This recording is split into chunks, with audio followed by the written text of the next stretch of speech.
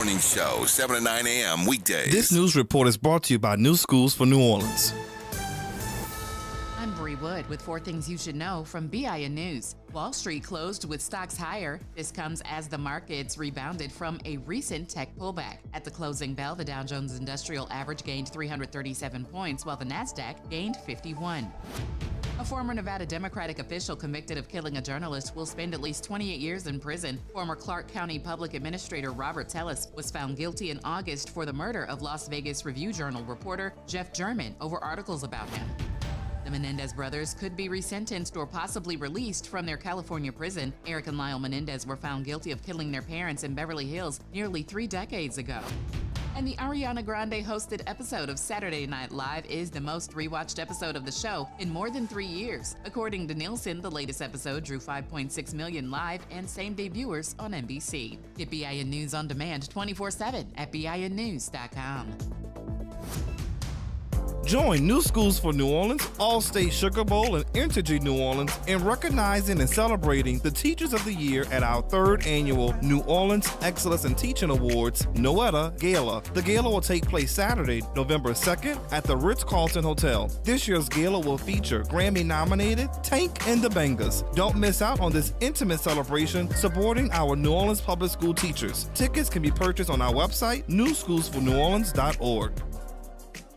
Good morning, wake up. The Good Morning Show. Good morning. On WBOK 1230 a.m.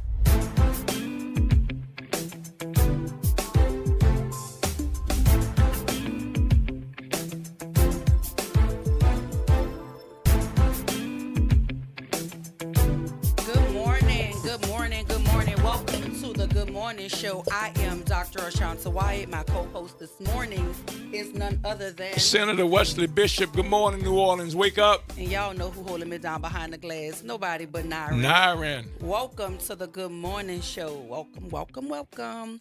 Well, listen, we're about 19 days out from election. We are 1 day away from early voting. Early voting starts tomorrow, October 18th. It runs until October 29th. We here at WBOK are asking you to get out early and vote. Put those votes in the bank, y'all. Put them in the bank. Put them in the bank. It's important. November 5th is fast approaching. It's 19 days away.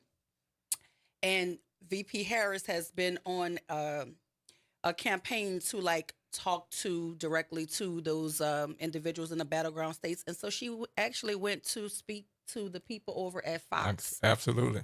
And it was a very contentious interview per CNN, of course, but I watched it, and I think contentious is being nice because the host or the person who was interviewing Brett her, Baier. He was very combative. He would ask her questions, and then he will talk as she was trying to answer the question because I think he kind of knew the direction of her responses, and he was trying to cut her off at the pass. So it was very abrasive, but I applaud her for even going to speak to the people over at Fox because I do believe that in order to be able to appeal to the masses, you have to go into territory that is also uncomfortable. And we knew that it wasn't going to be, lack of a better word right now, fair or just interview, but I think that she did well in terms of how she handled herself. She was composed, she was poised, and she even at one time stopped him and said, "Could you let me finish?" Doc, I think there were a couple of great points that she actually made to piggyback on what you just said.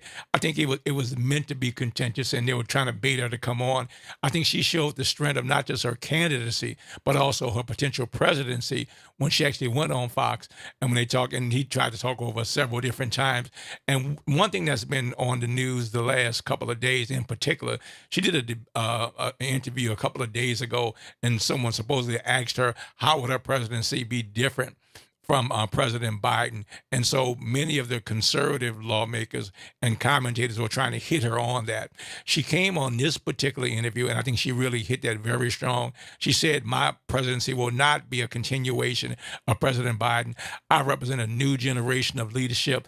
That's why people will vote for me, and that's what I bring to the table. But I think what she also did One of the many hats that the president wears is that of commander-in-chief, and that means that you control our military. And so people, I think, expect a certain amount of strength on that. And I think she projected that when she fought back at Bret Baier whenever he tried to cut her off. She said, look, let me speak. This is my plan. This is what's actually going on. So I commend her for what she did on that. Yeah, so I also want to make mention, one of the questions was about the former president's comment about the enemy within when he was speaking directly about the Democratic Party. And when she tried to address that, the host or the interviewer, he just would not allow her to speak. And like I said, everybody should have known it wasn't going to be one of those softball type interviews. So I think, again, in order to be able to appeal to the masses, because as a commander-in-chief, you will represent all people, not just those who actually voted for you or even like you. So I think going into that arena says a lot about her, and I believe she handled herself well there. So, shout out to VP Harris. I think she's going to Wisconsin. She's going to Wisconsin, correct? Wisconsin next, and Trump is focusing on Latino voters, which is a population of voters that Kamala is leading in the polls with. I think those numbers. I think she has almost a 2/3 majority among Hispanic voters.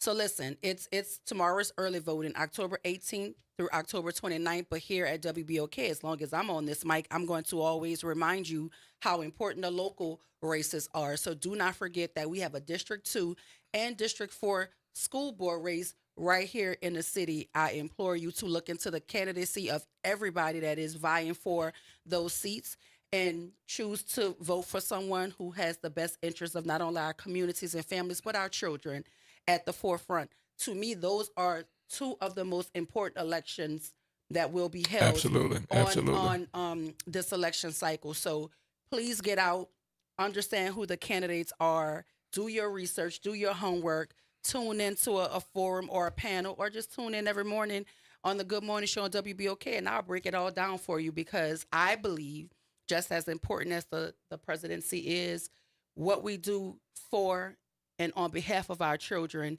is of the utmost importance. And the District 2 and District 4 school board races are just that, extremely important. Doc, we've talked about that, and they're going to go back and forth with both the local race and the national race. I found something that was very interesting, and I did some research, and I just want to share this with the listening audience.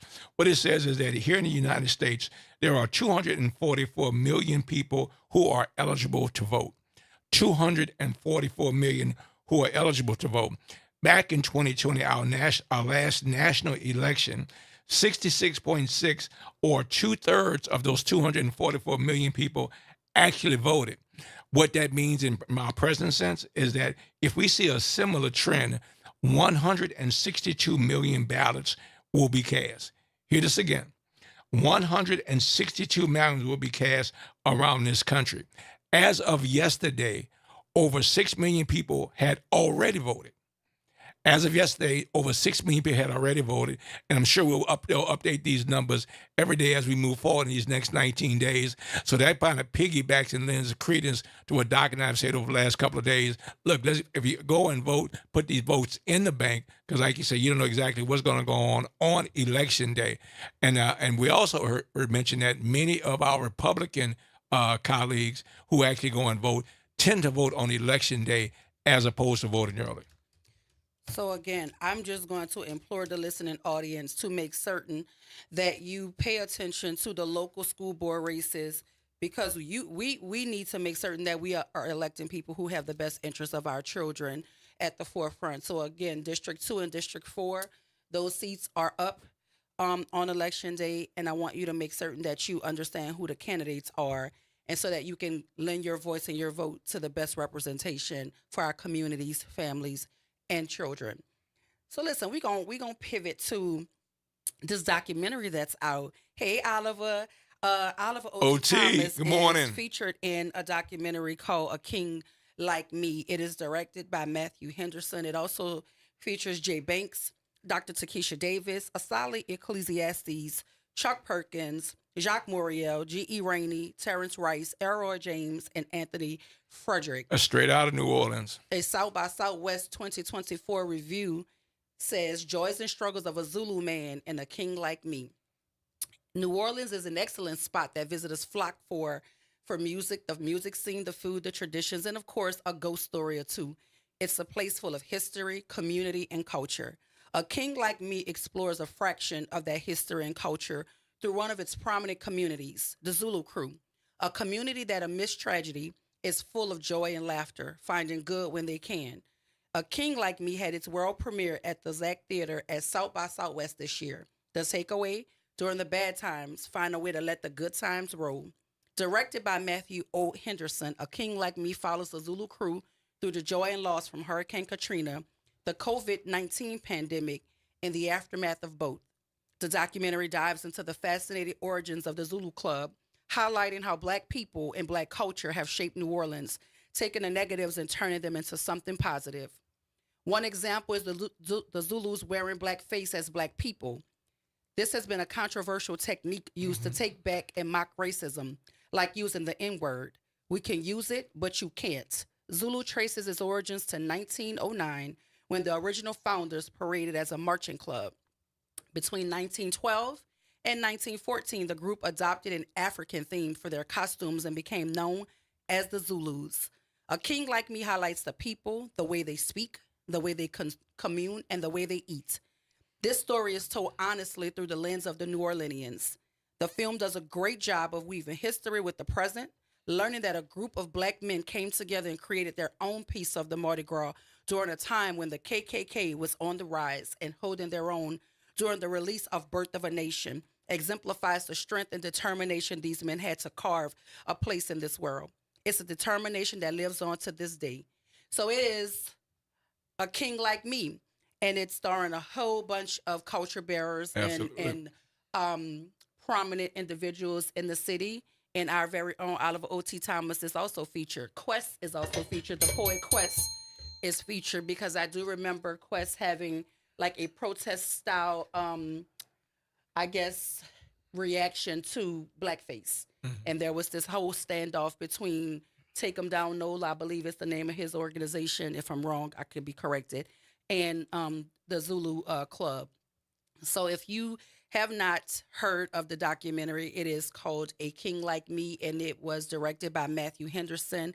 And again, it stars our very own OT, or features him, Jay Banks, Dr. Takesha Davis, Asali Ecclesiastes, Chuck Perkins, Jacques Moriel, G.E. Rainey, Terrence Rice, Elroy James, and Anthony Frederick, to name a few. Doc, when I really look at it, I was very excited to actually see this, and I want to recommend to our listening audience to please make sure you take care of that, along with many of the individuals, and you can actually say New Orleans royalty that are featured in this particular piece. It really gives, I think, a lot of credence to the Zulu Club. And as a Black man, I think it's important to really talk about that. My family is, well, my parents weren't born in New Orleans. So when I was born here, I knew very little about Mardi Gras, knew very little about the Zulu Club, but had a chance to kind of watch it. And I remember every Mardi Gras day, we would always go out. And if we didn't go to any other parade, we always went to the Zulu parade, because you saw Black culture, you saw Black excellence on exhibit there. But as I got older and I began to know individuals who were a part of the Zulu Club, it really just impressed me that they were actually there, and when you saw whether or not it was many of the things that they were involved in, there was always a big effort around Thanksgiving, always a big effort around Christmas. So it wasn't just an organization that dealt with fun and magical things, but it was really a public service organization that really served to meet the needs of New Orleans population. So for them to be featured as a part of this particular movie and move forward on that, I think gives a big shout out to that. So to Elroy James, the current president of the Zulu Club, Councilman O.T. Thomas, and the many individuals who are part of it. I don't know exactly how many members there are, but there probably is a longer waiting list to get in than there are actually members. And that just says how popular it is and the value that it plays here in New Orleans. Well, let me answer that for you. The pandemic dealt a forceful blow through the Zulu Crew. A group of over 800 men, almost all African American, lost 16 members out of over 70 who contracted the COVID-19 virus. Okay. Louisiana had a horrific time with the pandemic, with New Orleans coming out with the worst of it. The impact the pandemic had on the Black community highlighted inequities in the healthcare system and for people of color. The communities that make New Orleans what it is are the communities that need the most help from our economic systems. In the film, a man named Terrence Rice works to represent the Black experience. His powerful statement and emotions hit the story home. He talks about the American dream and the struggles Blacks in America face. He talks about how hard it is not to see yourself in a negative way when every time you're portrayed is under a negative lens. He speaks about how we do all of the right things, try to be loved and accepted by people who will never love or accept us. Terrence states that it's a hard pill to swallow. You go to school and you do everything you're supposed to do to get the American dream. And the MF steps on you every day of your life. I had to say MF because I'm on the airwaves and I don't want to cuss in these people's facility. He said it's hard when you're trying to do everything right. But how do we get through it? A king like me gets it right with community. So that is the South by Southwest 2024 review, Joys and Struggles of a Zulu Man. OT, if you're listening, please call in. I don't have to remind you what the number is, but it's 504-582-9422. Call in, OT, call in. The people want to know where can they see the film. Even Jacques Moriel, if you have the answer, because I'm looking, but I don't see it, and that is one of the questions that the WBOK listening audience has. Where can they see the film? So listen, I'm going to keep looking for y'all to see if I can find it real quickly, but if any of the people featured in the documentary, Asali Ecclesiastes, OT Chuck Perkins, Jay Banks, anybody want to call 504-582-9422 and tell us where we can see this film, because the people want to know. It is called A King Like Me. But going back to the national news around elections, there's about, 19 days? 19 days. 19 days, and some states have been doing early voting since September. Absolutely. I learned that through my research. It was on my birthday, actually. That's how it's sticking in my brain. Some people have been early voting since September 20th. And Happy belated birthday. And states, thank you, and states all across this country. But for us, early voting starts tomorrow. Mm-hmm. So please get out and get your vote counted. I know I'm going to vote early because I am going to dedicate my entire election day, November 5th, to transporting people to the polls. That's going to be my job. That's what I want to do. Make certain that if you do not have a ride to go vote, I'm going to make sure you get a ride to go vote, because we don't want your lack of transportation or anything to keep you from getting to the polls. So I normally vote on election day, but I'm going to vote early this year. Over the last maybe 3 or 4 years or so, I've made it a point to actually vote early. So I actually go to City Hall and vote that particular day and try and put that vote in the bank. And then on election day, I tend to have individuals who I know who are either running for office, supporting somebody for office. And so I tend to use that time to try and support those candidates. And hopefully they can pull it off by 8 o'clock that night. So anybody that's actually out there, particularly those individuals who vote on a regular basis, vote early. Get individuals who are on the fence, maybe not be vote, who don't vote at all, to try and explore on them and tell them that they really need to vote. Get them out there, whether it's transportation, whether it's not getting them to the polls, whatever the case may be. Let's get every vote that we can, both in the bank beforehand or at the very latest on election day. And please remember that we have 2 school board races that are up for election. That is the District 2 race. Dr. Eric Jones, Chan Tucker, and Gabriella Biro are vying for the District 2 seat. The District 4 seat, the incumbent is Dr. Donaldo Batiste. He is being challenged by Katrina Chantel Griffin. So those are the only 2 people vying for the District 4 race. The District 2 race has 3 people vying for the open seat vacated by Ethan Ashley. And Doc, let's just remind our viewers, what areas of the city do those 2 count? I know that the District 2 race is in Gentilly and New Orleans East, and I believe the Upper Ninth Ward. And that's the one I think that Chan Tucker, the young lady, and Eric Jones are running for. But in the race with Dr. Batiste and I think Ms. Griffin, if we could find out exactly which one. I know we've talked about it a couple of different times. I'm trying to remember the exact areas in the city that it actually covers.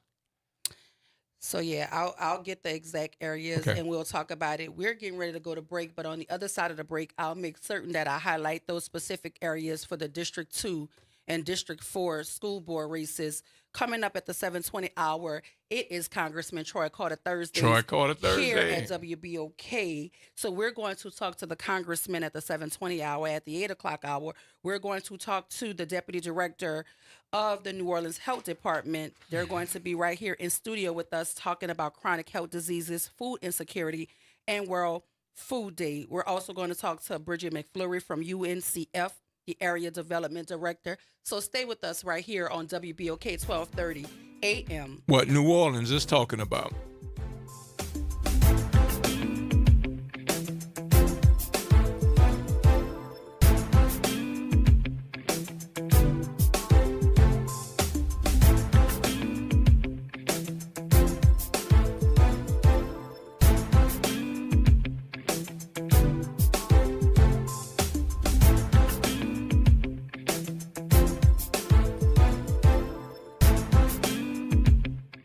Find us online. Did you know that you can now listen to your favorite show whenever you want? How? Just go to www.wbok1230.com. Click on the Talk tab and select your favorite show. There you'll see your favorite host and the show from each day. And be sure to follow us on Facebook at WBOK1230AM, Instagram at WBOK.1230, and TikTok at WBOK1230AM. NOLA Public Schools is excited to be on this 2024-25 school year journey with our families, watching our students dive into learning, growth, and success. As the school year continues, our dedicated educators are focused on keeping every student engaged and motivated. Let's keep embracing new challenges, celebrating achievements, and supporting each other to make the rest of this year even more impactful. Stay connected with your school and NOLA PS through our social media channels for updates and resources. We're here to help our scholars. Attend today, achieve tomorrow. Hello, this is State Senator Joe Bowie.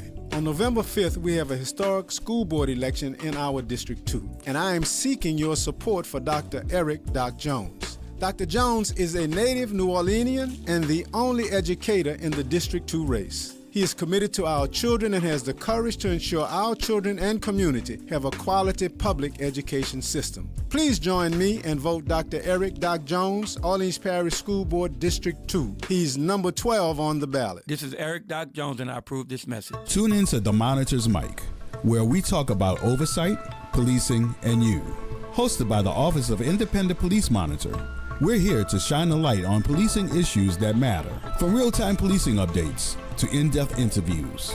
Every Friday at noon on WBOK. Hello, WBOK listening audience. This is Pastor Robert Tanner of the Community Church of River Ridge, Louisiana, inviting you to tune in to our Sunday morning broadcast at 10 a.m. every Sunday morning right here on WBOK 1230 AM. That's Community Church with Pastor Robert Tanner every Sunday at 10 a.m. right here on WBOK 1230. Making a difference in the community. WBOK 1230 AM. Good morning, Wake Up. The Good Morning Show. Good morning. On WBOK 1230 AM.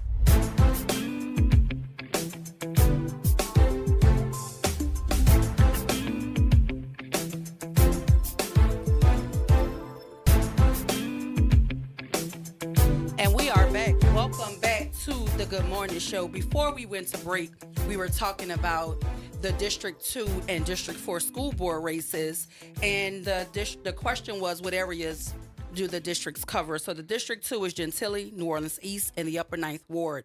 That race is between Dr. Eric Jones, Chan Tucker, and Gabriella Biro. District 4 covers Algiers, parts of the Marigny, Bywater, and French Quarter, and that race is with the incumbent Dr. Donaldo Batiste and Katrina Chantel Griffin. So those are the areas that District 2 and District 4 cover. But as you know, it is Congressman Troy Carter Thursdays here on WBOK. So we want to welcome the Congressman to the Good Morning Show. Good morning, Congressman. How are you? Good morning. Good morning, Dr. Wyatt and Senator Bishop. God bless you both. Same. How are you this morning? Doing fantastic. Good, enjoying this little chill snap, a break from the heat. Well, it was like 50-something degrees this morning. Yeah. Listen, I enjoy the cool weather. Now, I don't like when it gets too cold now, Congressman, because I'm not. I want to keep it right about where it is. Right. I don't want to have to put on all the layers of the big jacket. I don't want to do that. So I like it right here. It's pretty cool. Congressman, I gotta make you laugh. I was looking at something, and we just finished talking about this phenomenal movie that's out, A King Like Me, that's going to be featuring and highlighting the Zulu Club. But I realized that we got another king on the phone, because I heard that somebody was the homecoming king at Booker T. Washington High School. Is that correct? Absolutely, man. I enjoyed being out there with the with the young people celebrating their homecoming. It was a beautiful day to walk in the parade too, so it was great. It was an opportunity to really demonstrate to our young people that their leaders can be touched, that they have access to us, that we're not just somebody that they see on television or read about. It's important to go back into the schools and to let our young people see their leaders and ask questions and make it commonplace so they realize they too can achieve goals that they set. So, having the opportunity to be at Booker T and seeing the outstanding students, the bands and the majorettes and all the people participating, and of course all the parents and teachers along the route was a real blessing. And again, we can never, ever, ever invest too much in education. We can never invest too much in our young people. Listen, I wish we could take that snippet and just run it on a loop. We can never invest too much in our children. I second that. I third that. Let's talk about that over and over. But you have some community project funding, public safety grants that you just awarded to St. James and Ascension parishes. Can you talk to us about those? Yeah, and we talk about this often. I think Senator Bishop brought it up last week. The smaller parishes in the state sometimes feel a little neglected. So I made it a point, and I make it a point every day, to demonstrate that regardless of the size of the parish or how many votes may be in the parish, that we would endeavor to bring attention, resources to the parishes. So in doing that, I spent some time yesterday, or day before yesterday rather, in St. James and in Ascension parishes, delivering some money to both the first African-American sheriff we ever had in St. James Parish and the outstanding sheriff in Ascension Parish, both of which, ironically enough, was celebrating our seasoned, and I said seasoned, our seasoned citizens, as I refer to our senior citizens, as being seasoned because of their experience and because of the sacrifices they've made. They've only gotten better with age. And so we were able to deliver a total of $80,000 between the two parishes to bring resources to the sheriff's office, not only to arrest criminals, but to provide programming to prevent crime and to give people who may have been incarcerated, who've paid their debt to society, an opportunity to be rehabilitated and to never commit a crime again and never go back to jail. So funding reentry programs, funding preventive programs, giving our individuals an opportunity to end that pipeline of going back to prison through recidivism, all while celebrating our seasoned citizens, was a great day and a great opportunity to once again demonstrate that our river parishes are as important as any other part of our state. Our small rural areas throughout Louisiana are just as important as our major cities. And so my travels throughout the district demonstrate the commitment, promise made, promise kept. And Congressman, you mentioned that several times, the promises made, promises kept, and every week when we talk about what's actually going on, I think that really comes out and people actually see that. These 3 weeks that are coming up before this national election, we talk every day about that, and we talk about what's going on because you're in Washington, D.C., you've had a chance to be a surrogate for Vice President Harris. Tell us what you're seeing as you travel this country and what is going on and what kind of energy are you seeing around the country, particularly around the presidency or potential presidency of Kamala Harris? Well, I'll tell you, the excitement. I was in Philadelphia last week, and members of Congress have been dispatched to go all over the country to go to these rural parts of America to demonstrate the importance of voting and participating. And I'm excited. I'm excited what I see. I'm excited by the energy that's there. I was very excited to see the Vice President announce a very aggressive plan to level the playing field and to provide opportunities for black men. As we know, black men have often been the target of rogue police officers, the target of racism. And so now an opportunity to zero in on providing micro grants to start businesses or to emphasize the importance of men's health and to provide resources so we can get a handle on prostate cancer and so many other things that plague our community. And the vice president has a first ever aggressive plan to address those issues of so many of our brothers that have been the target of racism and over-aggression by rogue cops. Having now a plan to deal with that has been very powerful and received incredibly well. I will tell you, the excitement that's in the community is unprecedented.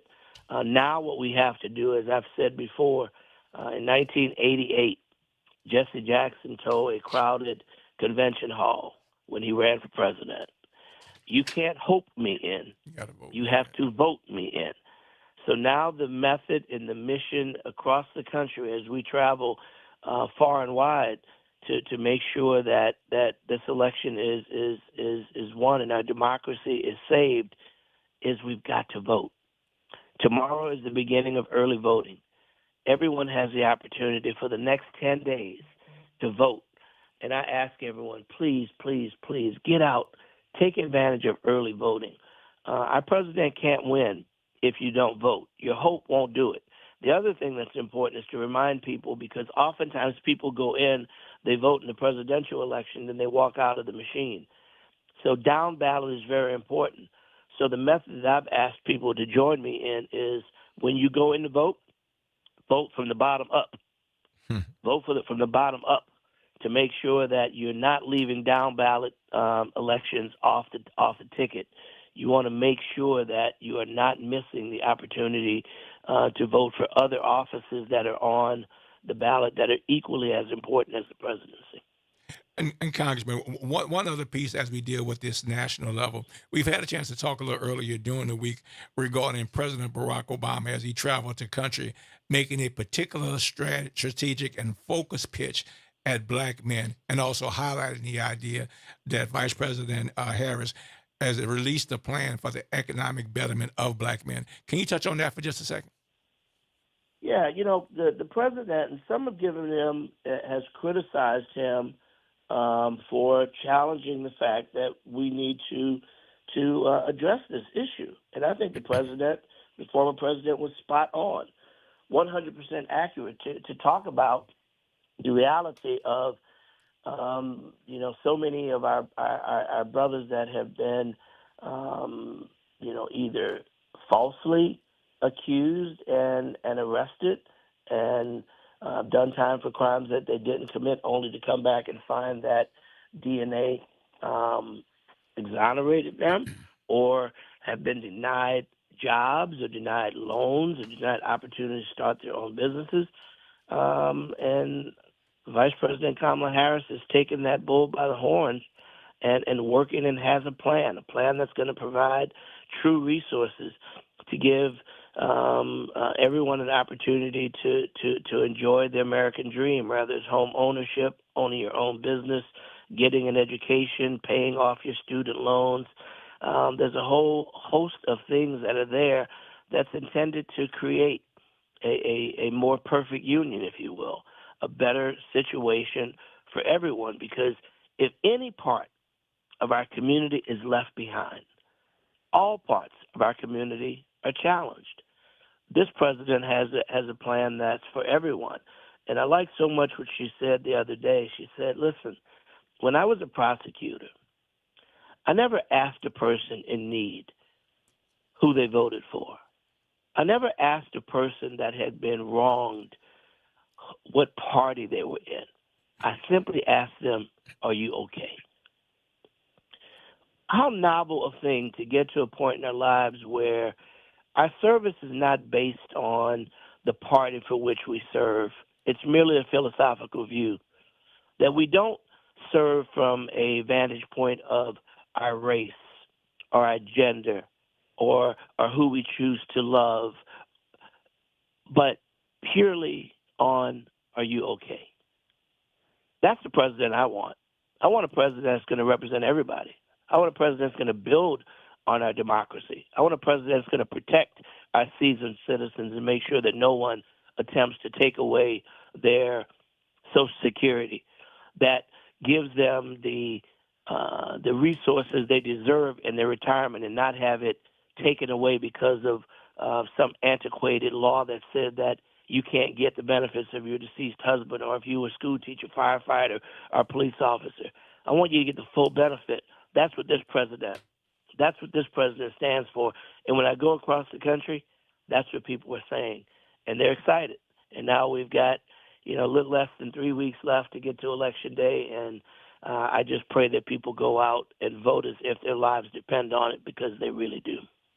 And Congressman, we also saw yesterday when you make the statement that that's the kind of president that you want. One thing that was highlighted on yesterday was the fact that they had over 100 Republicans that appeared with Vice President Harris, the state that they were endorsed and they had planned on voting for him. But what's particularly interesting about that 100 individuals, that included in that 100, you have folks like two former vice presidents who are Republican vice presidents who are not voting for the president that they worked with, that being Vice President Mike Pence, Vice President Dick Cheney, and Vice President Dick Cheney's a daughter who happened to be the number 3 person in the House of Representatives at that time, that being Liz Cheney. Can you talk a little bit about how we see individuals who were trying to make a decision and this big push to choose the presidency and to choose our country over their particular party, and how that's seeming to play out around the country? Well, I think what's happening, Senator, is people are realizing that this democracy is more important than a party ideology. When you have a former president who says, and I quote, "If you vote for me this time, you never have to vote again." Well, what does that tell you? That tells you that this president is saying, I don't want a democracy anymore. I want a dictatorship. When this president says he admires Vladimir Putin, someone who hates America and hates Americans, when he says that it's cool to be like China, and he says that Putin is smart and he admires him. Well, and he talks about Hitler as if he were some great icon of peace and unity. That's got to scare Republicans and Democrats alike. And when you see, particularly in the last few weeks, his rambling and his unhinged behavior, you have to wonder, is he even stable enough, right? So when you look at these things and you look at the sanctity and the necessity to protect our democracy, Republicans and Democrats alike are starting to say, you know what? I may not like the philosophical view of a Democrat, but at least I still have a democracy, and in 4 years I can challenge it. But under this rule, I don't like what this guy's doing, and I may never have a chance to change it. And he may pass the presidency on under a dictatorship from as he wanes down to his son or to his daughter or to someone else in that form of government that no longer requires one person, one vote. That's frightening. And so when you see Republicans like Liz Cheney and Karl Rove was the architect of George Bush's election. Absolutely. And now he endorsed Kamala Harris. I would not be surprised if George W. Bush himself comes out in the next week or so and endorses Kamala Harris. Why? Because they realize what a threat our democracy is under. Right. Listen, Congressman, I heard that you went to 3019 Canal Street over there at Warren Easton High School for World Mental Health Day on last week. Can you talk to us about that? You were with Master P. I did. I absolutely did. Let me tell you, did I go and did I have a good time? Yeah. Let me tell you. We had an opportunity to visit with some of the best and brightest students that you can find anywhere. And I was so blessed to be there with a New Orleans native, an icon who made his name big all over the world and has never, ever forgotten about his hometown. I'm talking about none other than the outstanding Master P. Ambassador Master P. Percy Ambassador Miller. Master P, that's right. Master P and his team of hope, made up of psychiatrists, psychologists, counselors.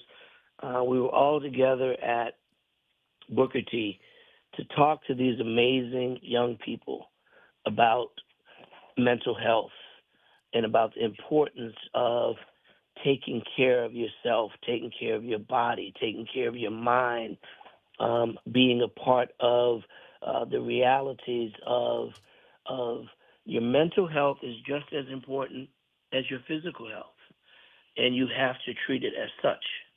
And unfortunately, we don't always do that. We sometimes tend to think that mental health is not something we have to worry about, that big boys don't cry and suck it up, keep it to yourself, and things that have happened to you, just get over it. No, you don't have to get over it alone. You can talk to people, and through this effort with Master P, we're able to talk to these young people at Warren Easton and tell them it's okay sometimes to not be okay. It's okay to feel a little off sometimes, or to experience some depression or anxiety. Most people do, and it's all right. It's nothing. It doesn't make you crazy. Some people want to think if you got mental health issues or if you've got depression or anxiety, oh, you're crazy. No, you're not. If you've got a headache, you take an aspirin. If you got high blood pressure, you take medicine, you exercise, you adjust your diet. Mental health is the same way. When you have a headache, that means there's something not quite right in your head that causes the imbalance that triggers the pain. Mental health is the same way. There's not something quite right. You've got to take something to balance it so you're better. Why wouldn't you do the same? Because the stigma out there has been created to make people think that if you have any issues that may be considered mental health, that somehow that makes you crazy. No, it only makes you crazy if you don't treat it. It only makes you crazy if you have a headache and don't take an aspirin. It only makes you crazy if you have heart issues and you don't see a doctor. It only makes you crazy if you have diabetes and you do nothing about it. Mental health the exact same way. So the message that we had with our young people was, you have to make sure that you talk about your issues. I talked about the fact that we passed in Congress 988. 988 is a federally funded 365-day-a-year personed hotline that you can dial 24 hours a day, 365 days a year, and a live person will answer the phone. And if you're depressed, if you're sad, if you're contemplating suicide, if you just need to talk to somebody, a counselor will be there to talk to you, to listen to you. It's totally confidential. They don't ask your name. They don't ask your phone number. They ask where you are. Unless you want to give that information, they're available to talk to you, to talk about your issues. They're available to direct you to resources where you can get help, and it's totally free and confidential. Bringing those resources to the young people at Warren Easton was powerful. Having a larger-than-life icon like Master P being there live and in the flesh. These kids deserve to see the people that they see as heroes right in their community. And I can't thank Master P enough for putting his money where his mouth is, putting his energies and his resources where his mouth is. He tells the story, like many of us have our stories of our challenged upbringings. You've heard me talk about the fact that my mother raised 6 of us on her own, and she did an incredible job working, praying, and teaching us how to do the same. Master P tells the story of growing up in the housing project, being in an apartment with 14 people sleeping on the floor, yet he has risen to great heights, as so many others out there who have. Yesterday I was at Boys Town talking to a group of young men, and my message to them was, yes, you can. Forget about whatever issue you may have today. That's today, and tomorrow it'll be yesterday. But what's coming up is the future. Believe in yourself. Understand that there are erasers on pencils because sometimes we make mistakes, but those mistakes don't define us. Our ability to get up from that and to be ever present to make better and to do better is what defines us. And listening to the young people at Warren Eastern, it was so clear to me that our young people are, in fact, they're dealing with things. They're dealing with things that they need help with.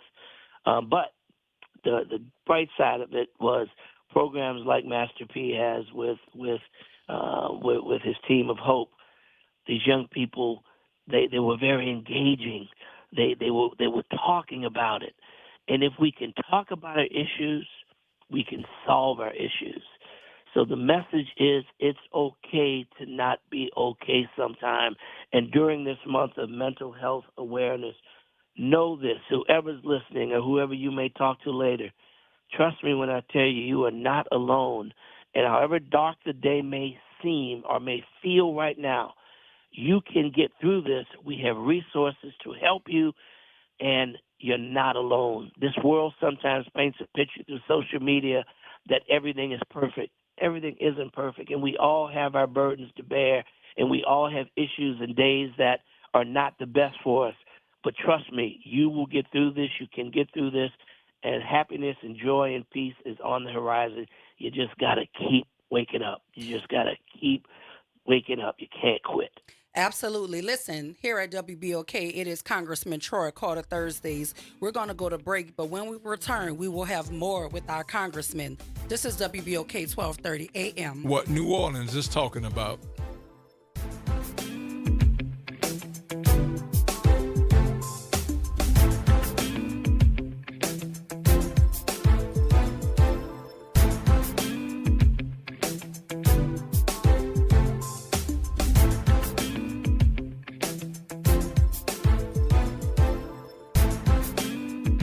This is your news update for WBOK 1230 AM from WDSU. For all your news and weather, watch WDSU News, New Orleans' leader in live, local, late-breaking news. Today at noon and 4 p.m. Another cold and windy day is expected. As we go throughout the day, temperatures only warming up to the upper 60s and the lower 70s, feeling a couple of degrees colder than that. Wind speed still looking at 15 to 20 miles per hour, gusts up to 30 at times. And then tonight, another cold one dropping down to the 40s and 50s. From the WDSU First Warning Weather Center, I'm Raven Richard. As a mom, comforting my family is what I do best. Vicks VapoStick provides soothing, non-medicated Vicks vapors in an easy-to-apply stick, and it dries fast, so there's no mess. I use it to comfort myself and my family. Thanks, Mom. Vicks VapoStick, soothing comfort for the whole family. And when you need more comfort for yourself, try Vicks Vapo Shower Max for steamy Vicks vapors. Use as directed. VapoStick for use ages 4 and up. Vapo Shower Max use for adults only. Welcome to Liberty Bank and Trust, where your financial journey transforms communities. Since 1972, our customized banking solutions power your dreams and fuel your community growth. Every dollar you invest with us circles back to empower more people, ensuring opportunities for generations. Join us at Liberty Bank. Together, we empower possibility. Visit libertybank.net to start banking with purpose. Liberty Bank, there's freedom here. Keep up with NOLA Public Schools through education elevation. Join Superintendent Dr. Avis Williams monthly as she shares district updates, celebrates schools, scholars, and more. Tune in every fourth Wednesday at 11:30 a.m. The New Orleans Jazz and Heritage Foundation is the nonprofit organization that owns the New Orleans Jazz and Heritage Festival presented by Shell. With the funds generated from Jazz Fest, the foundation invests in Louisiana companies through economic development, cultural enrichment, and free educational programs. To learn more about what the New Orleans Jazz and Heritage Foundation does, please visit www.jazzandheritage.org. Hello, Jaguar Nation. This is Chris Powers, the voice of your Southern University Jaguars. It's time to celebrate homecoming on the Bluffs, and we want you to be a part of the action right here on WBOK 1230 AM. What New Orleans is talking about. Join myself and Hall of Fame coach Pete Richardson this Saturday's homecoming game as the Jaguars battle the Alcorn State Braves. Countdown to Jaguar kickoff pregame show starts at 5:30 and kickoff begins at 6. Right here on WBOK WBOK 1230 AM, what New Orleans is talking about. People's Health has a new Medicare plan designed for people with diabetes, chronic heart failure, or cardiovascular disorders. It features a monthly over-the-counter allowance, lower costs for a number of prescriptions, and lower specialist copays than non-special needs plans from People's Health. To learn more about a chronic special needs plan, call 1-844-663-2135. Plans are insured through United Healthcare Insurance Company or one of its affiliated companies, a Medicare Advantage organization with a Medicare contract. Enrollment in the plan depends on the plan's contract renewal with Medicare. Good morning, Wake Up. The Good Morning Show. Good morning. On WBOK 1230 AM.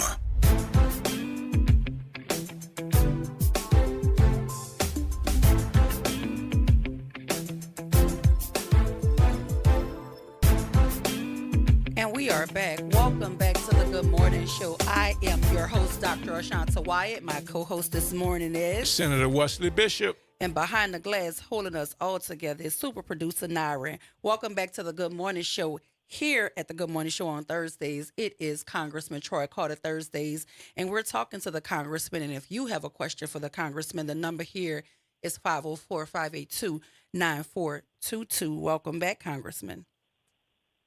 Absolutely. Thank you guys so much for what you do.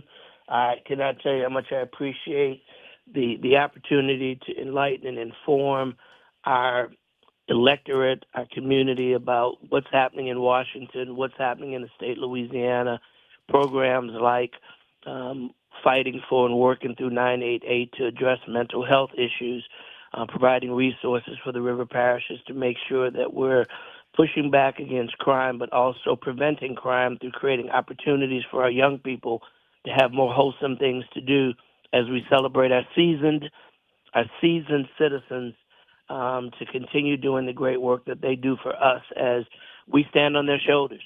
So I'm grateful to once again be with you to highlight the efforts of one of our native sons, Master P, who has been so instrumental in providing resources for our young people as we were at Warren Easton just a few days ago, yesterday at Booker T, demonstrating that our children are our future, our young adults are our future, and the more we invest in them, the greater the return we have for our society. I was with Rise St. James and Concerned Citizens for a Better St. John 2 days ago as well. We had a great discussion about the necessity to have clean air and clean water and to continue to fight to make sure that those communities are safe from polluters and people who don't follow the rules of EPA or DEQ, that we must bring them to justice and make sure that the basic right of clean air and clean water is enjoyed throughout our state, everywhere, including those brothers and sisters of ours in the river parishes. So using this platform to talk about what we're doing and what collectively we should be discussing, listening to the public. And bless WBOK, as I say every week, for providing an opportunity for unfettered facts to talk about resources and talk about the necessity to lead from the community up. And that's where it goes. So God bless you guys. I will see you again next week. God bless. I almost called you Reverend there. Watch out. God bless Senator Bishop and our great Dr. Ashanta Wyatt for your outstanding leadership. Thank you so much, Congressman. Thank you for being with us as always. You, and we look forward to you being right back here next Thursday. So see you next week. God bless you. See you both. Have a great week. Have a great one. Take care, sir. Listen, it is always good to hear directly from your congressman. And I know we don't talk about his race often, but that seat is also on the ballot. So you need to make certain that you are tuned in to everything that is on your ballot. I know we have a couple of amendments on the ballot as well. You have the congressional seat is on the ballot. The presidential seat is on the ballot, and the District 2 and District 4 races are also on the ballot. So it is very important that you get to intimately know what is on your ballot prior to walking into the voting booth. we've had the opportunity, and we've talked a lot about the school board elections, and we've kind of laid out who some of the candidates are and challenge you to go and read, see exactly what's going on, and try and figure out exactly where folks stand on particular issues, and then make an educated choice or prepare to make an educated choice whether you're going to vote early or you're going to vote the exact same day. Let's also say maybe the same thing about the congressional race. It's my understanding is that there are 5 candidates. I think there are 2 Democrats, I think 3 Republicans that are actually running. Get a chance, read, find out what they have done, find out what they propose to do, and make an educated, qualified decision on who you think represents the 2nd Congressional District best and represents your personal interest.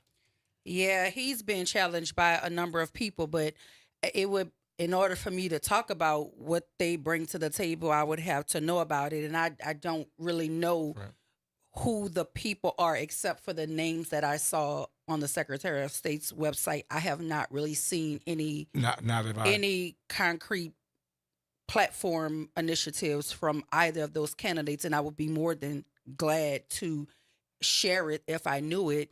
So if you are in that race and you want us to know more about you, like, just tell us where to find your information, and I will gladly share it with the listening audience. But as it stands now, I know the seat is being challenged. I know it's on the ballot, but I don't know much about the challengers.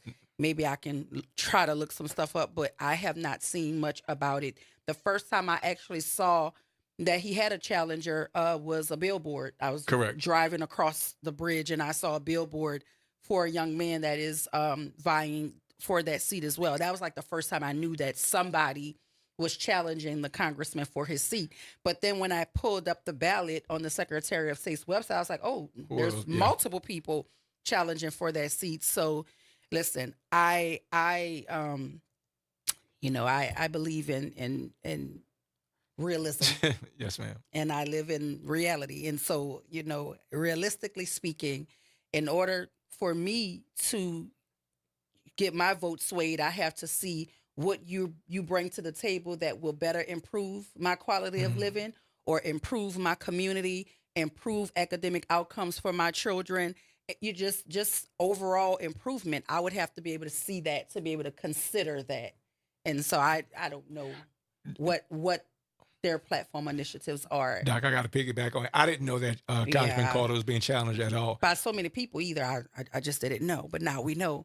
So we're going to look for some platform initiatives for his challengers, and maybe we could share that with the listening audience. But as it stands now, I just do not know. But listen, the show continues. So we want to thank the congressman for always availing himself to us on Thursdays to tell us all things the state of Louisiana. But up next, we're going to talk to Daisy Ellis, Luke Felty, Deputy Director Jeannie Donovan of the New Orleans Health Department, about chronic health diseases, food insecurity, and World Food Days. Stay with us right here on WBOK 1230 AM. What New Orleans is talking about.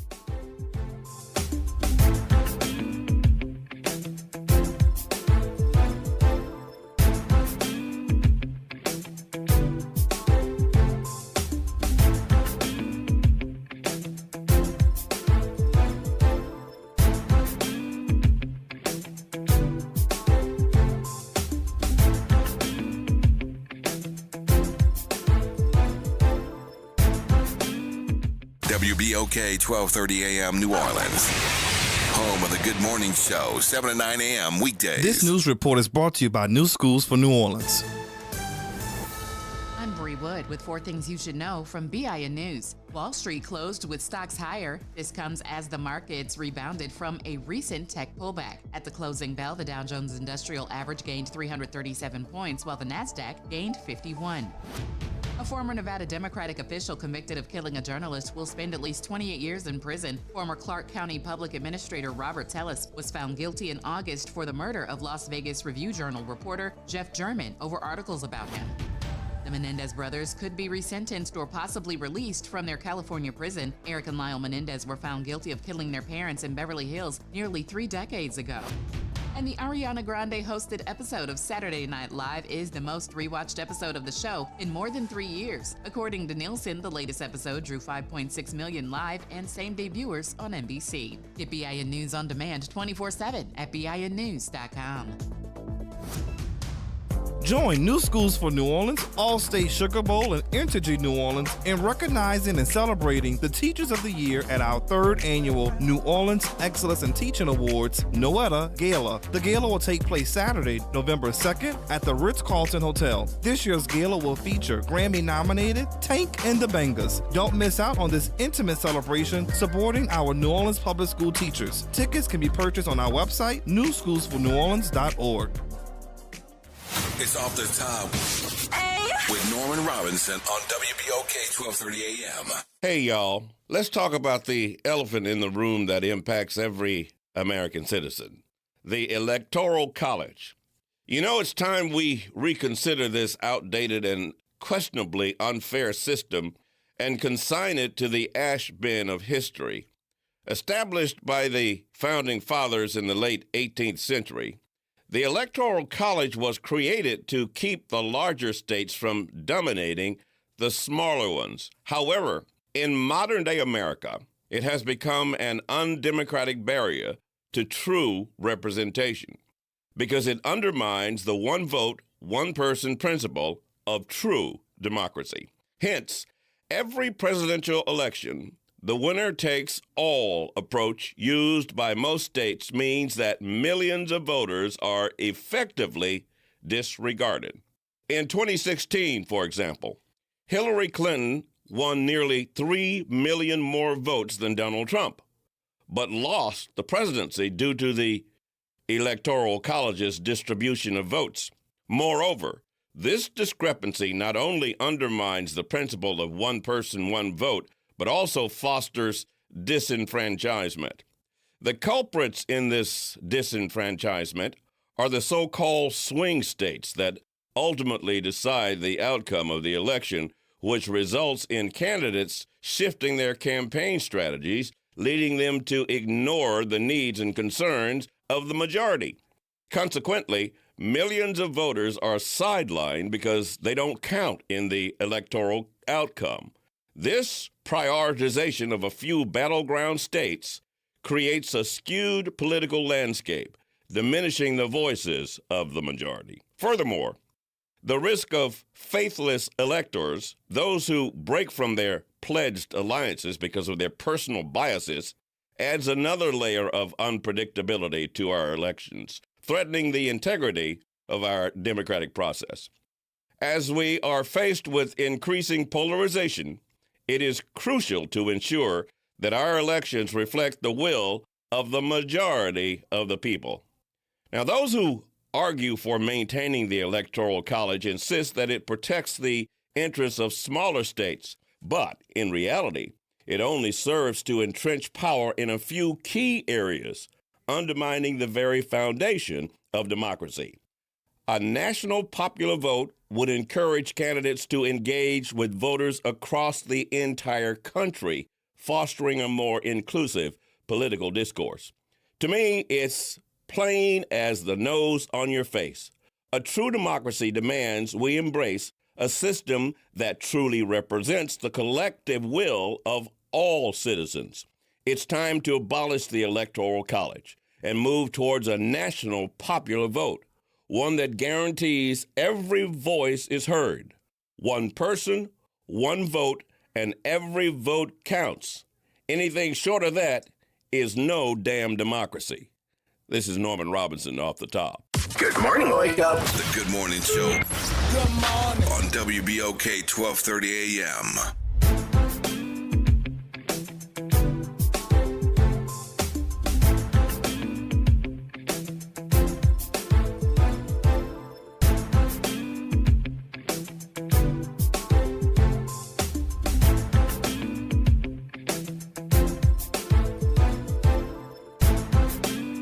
And we are back. Welcome back to the Good Morning Show. I am Dr. Ashanta Wyatt. My co-host this morning is none other than Senator Wesley Bishop. Wesley Bishop. And Nyron is behind the glass doing what Nyron does. Holding it down. In studio right now, we have the New Orleans Health Department. We have the Deputy Director, Jeannie Donovan, the Chronic Disease Policy Analyst, Daisy Ellis, and the Food Access Specialist, Luke Felty. Welcome to the Good Morning Show. Welcome. Good morning. Thanks for having us. Good morning. Good morning. So we're going to talk about what chronic health diseases, food insecurity, World Food Day. But before we talk about that, we do check-ins. How you feeling? I'm feeling great. I'm excited to be here. Thank you for having us on today. You look excited to be here. What about you, Ms. Deputy Director? How are you feeling? We're excited to be here. A little chilly out there this morning, but we're loving it. Oh, yeah. Didn't he hit you in the face? I walked out the door. I was like, oh, it's kind of cold. What's up, Luke? How you doing? Hey, how y'all doing? It's nice to be on a radio station. We're good. We're good. So welcome to the Good Morning Show. So first things first, what inspired you to focus your work on health disparities and food insecurity in New Orleans? Yeah, well, I think that we know that chronic disease is one of the leading causes of death and of issues for large parts of our population, and that food is a big part of what impacts people's chronic diseases. So that's why Luke and I's positions were created, so that the health department can focus on those issues and look at more kind of upstream issues that impact health, like food and like the well-being of people's neighborhoods. And then for disparities, I think we know that New Orleans, unfortunately, has higher disparities than a lot of other cities, and that our Black residents have worse outcomes than our white residents across the board in different areas. And we really want to work to bring those down and to make sure that we can solve those. So understanding where they are and what's causing them is the first step on making a solution. So, Ms. Deputy Director, how do you believe, what are your thoughts on cultural factors influencing health behaviors and access to nutritious foods here in the city? Yeah. So, I think first I want to say that this is personal for me. I went into public health because I lost my mom at a young age to heart disease, and I more recently lost my dad to cancer from smoking. And so this is something that really hits home for me, and I know it hits home for many New Orleanians. And so I think when it comes to the environments that we live in, one of the reasons we put together these reports is that we wanted to look at zip codes in New Orleans and where people had access to food and where they didn't, healthy, affordable food, and where people have access to spaces where they can run and play and get exercise and where they don't, and how that drives disease outcomes. And so we really wanted to look at environmental factors. So yes, individual behaviors have an impact on your health. Certainly, what you eat, if you exercise, if you smoke, if you drink, those impact your outcomes. But where you live, work, and play really impacts what food you have access to, whether you can exercise and whether you can't, and what's easy to do and what's not easy to do. And so if you live in a place that doesn't have a grocery store, it's not easy to eat healthy. If you don't have enough money to afford vegetables and fruit, it's not easy to eat healthy. And we know that from the data, but we also know that from our everyday lives in New Orleans. And so that's why we wanted to look at this data by zip code to understand where the city, the state, and the federal government can invest more resources to make people healthier. So what area of the city is that? Since we're looking at zip codes, what area of the city? Yeah, and I'll let my colleagues get into the exact details, but these are the areas of the city that don't have access to grocery stores readily are New Orleans East, Central City to some extent, but the West Bank to some degree, Algiers. And so these are places that we know that we need more investment in retail development and economic development and access to grocery stores. It's interesting that you mentioned that. I know that Councilman Oliver Thompson, I know he's listening. If he were here, he would say what I'm about to say. I know he's been working extremely hard to look at and trying to eliminate the food deserts that we see, particularly in District E, New Orleans East, the Lower Ninth Ward, and the Upper Ninth Ward. I know there's a specific effort that's in place whereby he has earmarked $2 million to bring a grocery store to the Lower Ninth Ward, which is where both he and I grew up. So I know that's extremely critical. To piggyback on that, how do you define the concept of health equity, and why is it important for cities like New Orleans? Yeah, at the health department, health equity really means everyone being able to achieve their true potential, and everyone having the resources that they need to be healthy. And so, and when we say everyone, we mean everyone. And we know that we have great disparities in our city by race and by zip code and by neighborhood. And these reports reflect that. And so that's our definition of health equity. That's our North Star, so to speak, at the health department. And we know that that won't happen without environmental and systemic and policy level changes. Right. So, Luke, what are some specific recommendations you would make to improve food access in light of World Food Day's mission? Yeah, definitely. So I think the number one thing is just trying to make sure that people have money to buy groceries. That's like, base level. We need to continue making sure that people have things like SNAP benefits, so that they can actually afford to go to the grocery store. And then I think beyond that, there are, as Jeannie mentioned, a lot of environmental factors that we want to work on. And a big part of that is transportation as well. is just making sure people are able to get to the grocery store. If it's, miles away, then it's not going to be easy. If you don't have a car and it's a mile away, then what are you going to do? Walk. It's not really going to happen most of the time. Right. Daisy, let me ask you a question. World Food Day emphasizes the importance of food insecurity and nutrition. How does the prevalence of chronic diseases in New Orleans intersect with these themes? Yeah, I think there's definitely a lot of overlap. And the work we were doing for this mostly focused on diet-related diseases. And the ones we included were diabetes, hypertension, and obesity. So all of those diseases are impacted by what you eat. And as Jeannie and Luke mentioned, what you eat is impacted by what you're able to access. So we definitely found, unsurprisingly, that areas that are food deserts like Central City and New Orleans East also had higher rates than other zip codes for across the board for hypertension, diabetes, and obesity. And in some areas, the hypertension rate, for example, was as high as 48%, and that's only reported cases. So we know that really it's even higher than that. Yeah. Yes. Which is scary. And, when we talk about food deserts in those sorts of communities, what you do see a lot of is corner stores that are selling like a lot of processed things and a lot of unhealthy things. So I can see why hypertension, diabetes, and all of those not so great things will be higher, because the things that we do have access to in those communities that you can walk to, most of the things in there are not what we should be eating. But as you said, who could afford the vegetables and the healthier things when you're trying to decide between food and lights or housing and gas, just basic necessities. So as an educator, that is who I am. That is what I love. That is what makes my heart beat. What role do you believe schools play in addressing food insecurity and promoting healthy eating among children? Yeah, so I think a big thing for us in this past year was promoting the summer feeding program and the Sun Bucks and Sun Meals, which is a program that gives extra SNAP benefits specifically to children during the summer.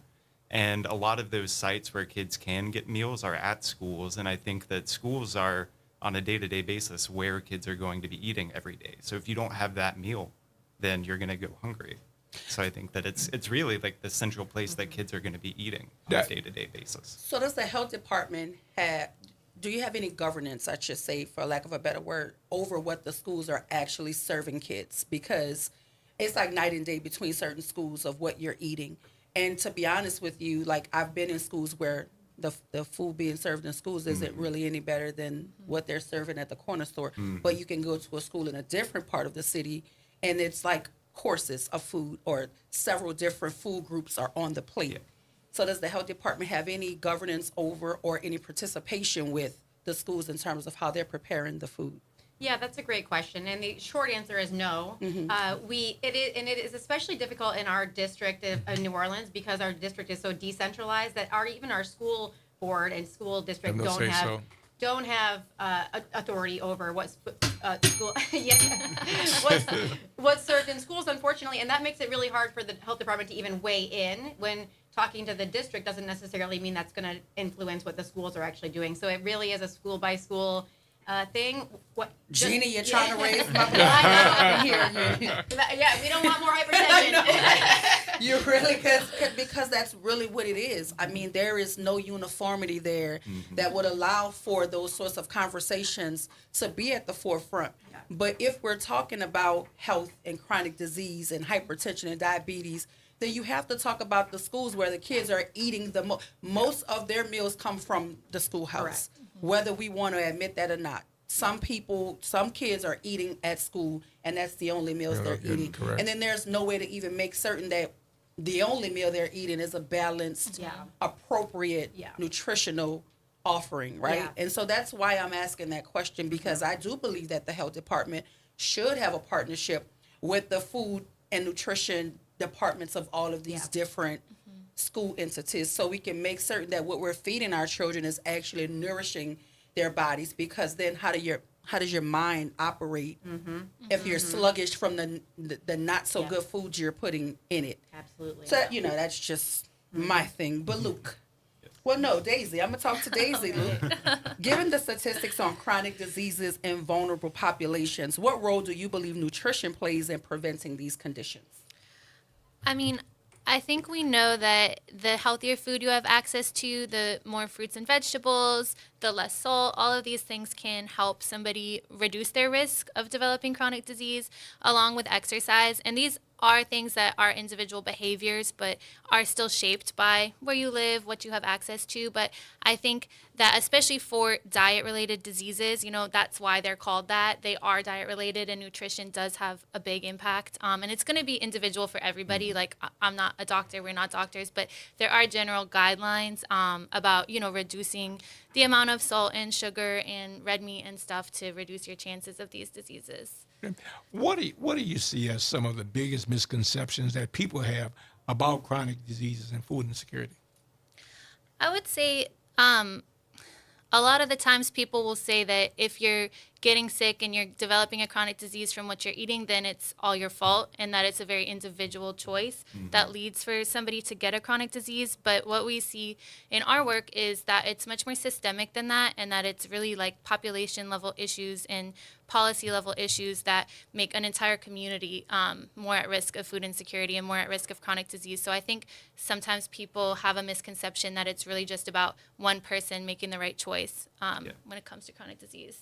Well, so in your mind, with that being said, what role do you think that community engagement plays in addressing these health disparities?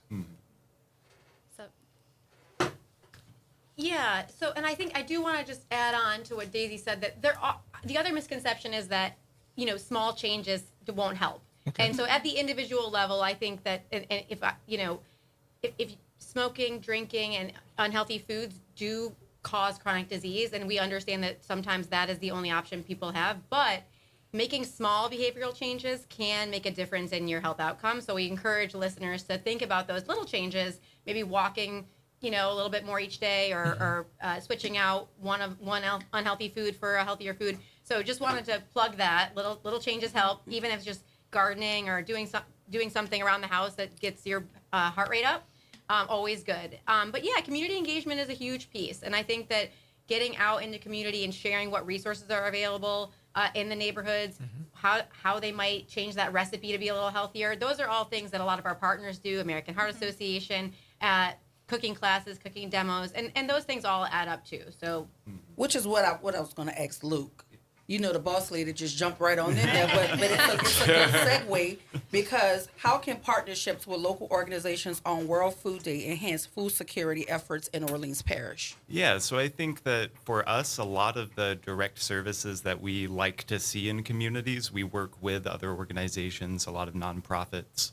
And so they're in the communities themselves. They're in a lot of ways trusted messengers, and people who live in those communities see them working there every single week. So I think that working with people who are very present in the community, those organizations housed there that have built a lot of trust, is the easiest way for us to get resources to folks who need them. So listen, we have a caller. The WBOK listening audience is very in tuned, and they love to call in with their thoughts and concerns. So we're going to take a call on line one. Good morning, Miss Alicia. How are you? Good morning. Good morning. Good morning. Good morning to your guests. I'm calling as a former public health nurse with the City of New Orleans Health Department. Back in the day, and I was hired under the Morial administration, when Dutch Morial opened up all those hidden positions and allowed us to come in. I was straight out of nursing school, and that was my first job. And I think the health department back then was robust. They had different departments like WIC, nutrition, lead prevention, hypertension, and, the immunizations within the doctors. We had some of the best doctors, especially best Black doctors, in those neighborhood clinics, of which all of them are gone now. And I just think that since the city has privatized health, the citizens are not getting what they got before, when the health department was really the health department in the middle 80s, 90s, and right before Katrina. And I think that's missed. They need those clinics back into the neighborhoods, and they need those programs like hypertension, like lead, and all those other things that we had back in the day. I just think that the health department can do so much better. And I look forward to that happening. I just had to call in and say that. Thank you, Miss Alicia. We appreciate your commentary. Right. So look, before we let you guys go, just looking ahead, right? What are some key changes you hope to see in the community regarding health and nutrition in the next 5 to 10 years? I guess we would love to see more grocery stores. We would love to see more farmers markets and more access to those healthy foods. I think, and a little bit to our caller's point as well, we are looking at diabetes prevention as a big issue in the city as well, and trying to open up some more sites where people can go get health coaching and learn how to manage and prevent diabetes for themselves too. I'll let my colleagues jump in with other goals. Yeah, I was just going to say, I think that something that we've been, in the whole food access world, has been moving towards recently is also looking at food as medicine in a way. And I think that finding ways to integrate and work with clinics and to connect food access with health outcomes more directly is something that's going to help us bring some of these rates down too. Well, listen, we want to thank you for the work that you do. We've been talking to members of the New Orleans Health Department, Chronic Disease Policy Analyst Daisy Ellis, Food Access Specialist Luke Felty, and Deputy Director Jeannie Donovan. We want to thank them for their service to this city. Thank you for joining us, and you're always welcome back. Come back anytime. But stay with us. After the break, we're going to talk to Bridget McFlurry, UNCF Area Development Director. After the break, WBOK 1230 a.m. What New Orleans is talking about. Okay. Thank you, guys.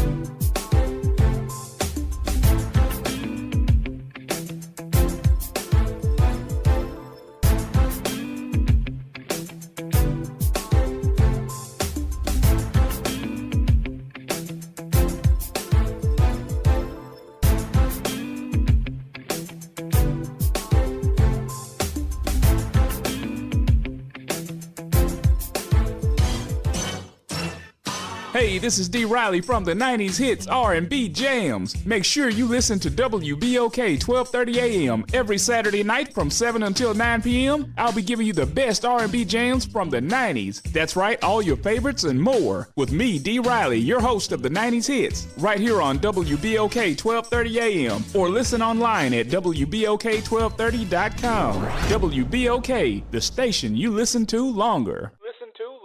I'm Daryl Forges with WDSU News, and here's your headlines. A former city inspector says he's not guilty of felony fraud charges after a federal indictment alleges he bribed New Orleans Mayor LaToya Cantrell. Randy Farrell entered a not guilty plea in his first court appearance yesterday. He could face 20 years and a $250,000 fine.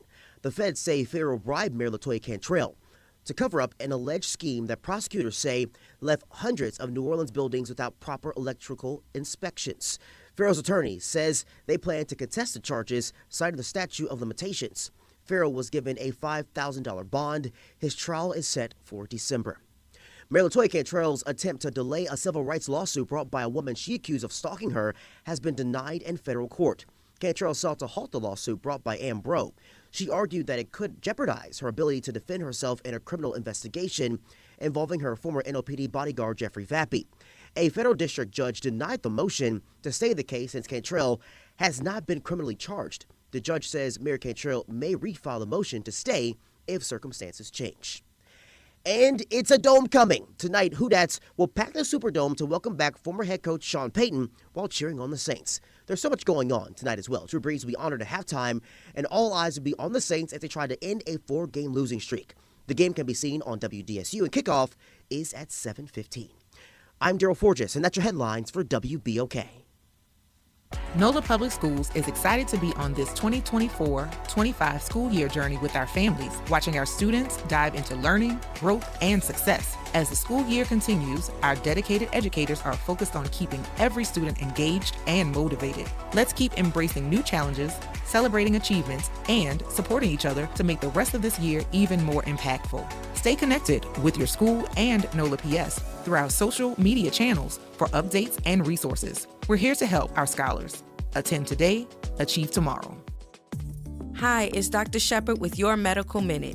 Let's discuss one harmful ingredient in many hair products, formaldehyde. This colorless gas is a known carcinogen found in hundreds of hair care products disproportionately used by Black women, such as Brazilian blowouts and keratin treatments. It increases the risk of cancers such as uterine, breast, ovarian, and of the upper respiratory tract. It's linked to allergic dermatitis, headaches, asthma, and nervous system disorders. The chemical has many names and derivatives, and even products that do not have formaldehyde may release it, such as methylene glycol or formalin. Risks are increased with long-term exposure. Lawsuits have been filed against prominent companies and manufacturers like L'Oreal, Revlon, Sally Beauty, Soft Sheen, and Avalon. In June, there were 8,170 hair straightener lawsuit filings. The FDA has been considering a ban on formaldehyde, but is consistently pushing back the timeline to reach a decision. You can call the FDA and support the ban or submit a public comment. For more information about safe beauty products, call me at 504-858-4696. This has been a Medical Minute with Dr. Cassandra Shepard on WBOK 1230 AM. Tune in to The Monitor's Mic, where we talk about oversight, policing, and you. Hosted by the Office of Independent Police Monitor, we're here to shine a light on policing issues that matter, from real-time policing updates to in-depth interviews. Every Friday at noon on WBOK. WBOK is pleased to announce the reboot of Crosstown Conversations with host Gene Nathan, a heightened focus on cultural entertainment events and the creators who present them. The new time is now Saturday at noon. Tune into the stories of our exploding creative scene with Gene Nathan on Crosstown Conversations. Making a difference in the community. WBOK 1230 AM. Good morning, Wake Up. The Good Morning Show. Good morning. On WBOK 1230 AM.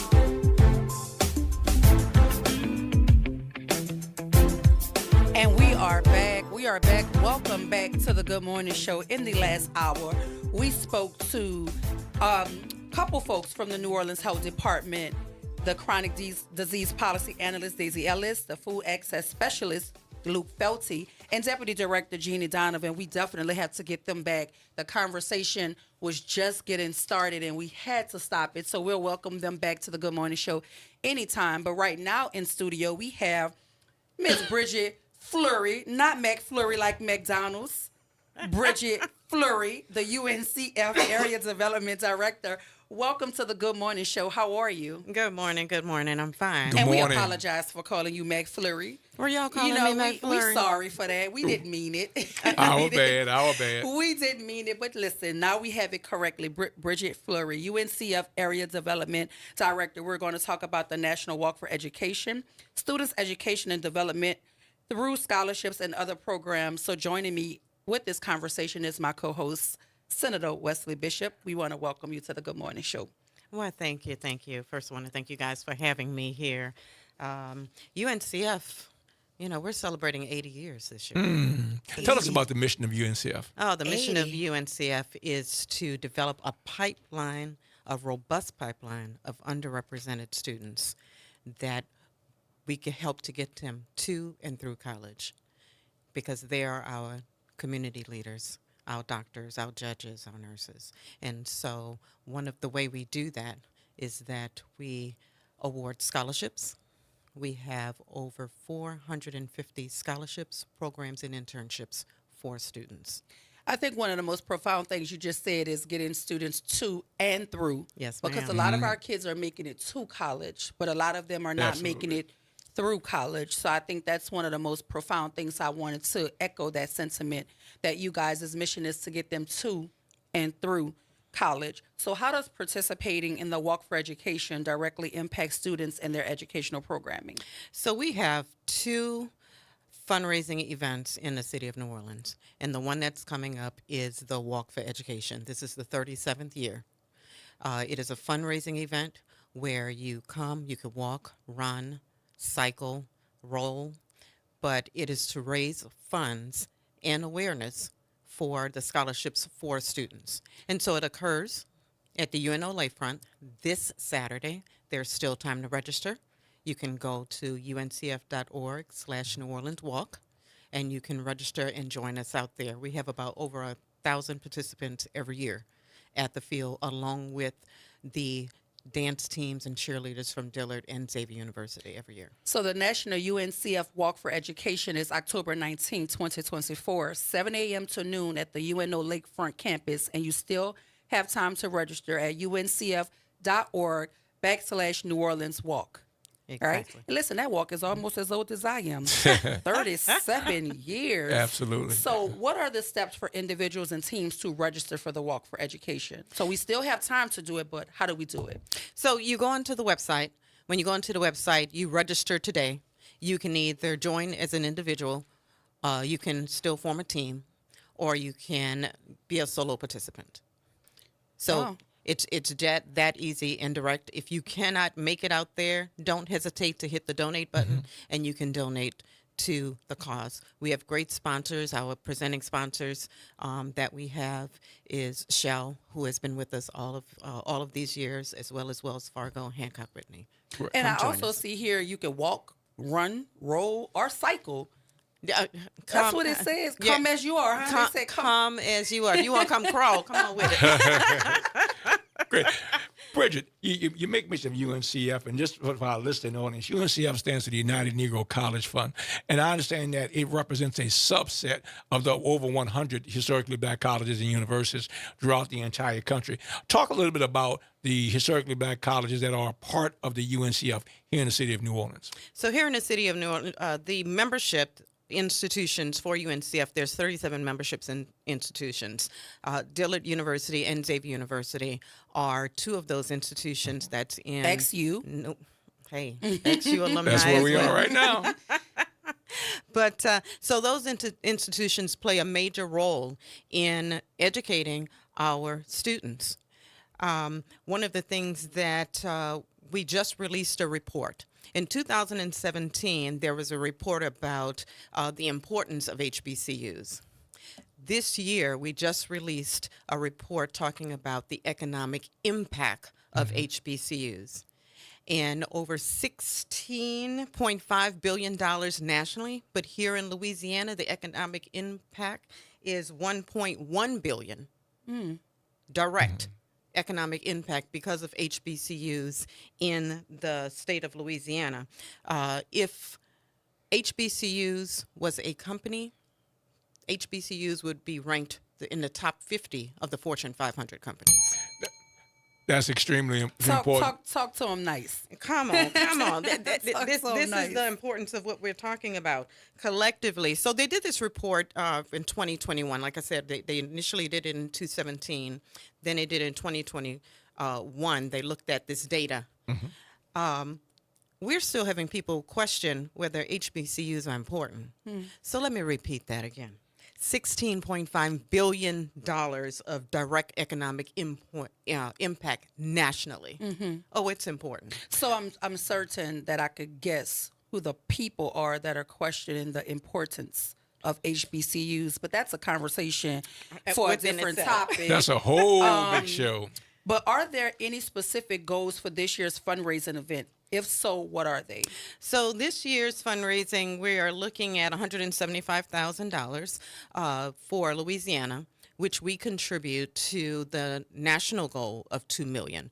There's over 30 different area offices that are hosting these runs, walk runs, as the fundraiser. And so that's why it's important. We want to make sure that Louisiana, that we contribute our portion to that goal as well.